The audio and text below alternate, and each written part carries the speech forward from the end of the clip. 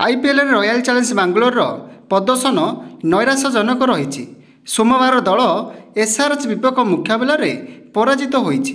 एजावत दल गोटे मैच विजेत होईछि। खराब प्रदर्शन जोगु दल प्ले ऑफ रे पहुंचवा कष्टकर मन होछि। जदि बांग्लोर टीम बाकीतिक मैच जीति जाए तेबे भी प्ले ऑफ रे क्वालिफाई करिबा लागि अन्य टीम उपरे निर्भर करने को पड़ो। दल रे प्रमुख खेलाड़ी रही थाई भी एभली क्रिकेट को नहीं प्रशंसक असंतोष प्रकाश करने सह प्रश्नवाची उठाई। एबे भारतर पूर्वतन क्रिकेटर वीरेंद्र सहवाग यही मामलें चमेकेला भली बयान देइछन्ति। क्रिक बज रे एनालिसिस करिबा बेले सहवाग कहिछन्ति आरसीबी एक बड़ समस्या रही। टीम रो कोच ठारू आरंभ करी अन्य समस्त विदेशी सेमानक मध्य अंततः पक्षे जड़े कि दुई जन भारतीय कर्मचारी रहिबार आवश्यकता रही।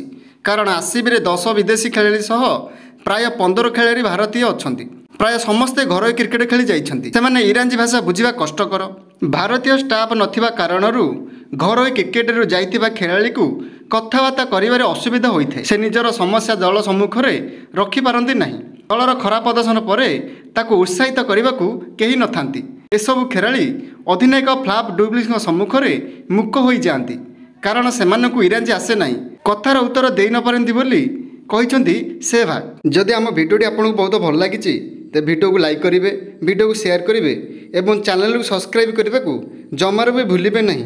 रहुची जय जगन्नाथ।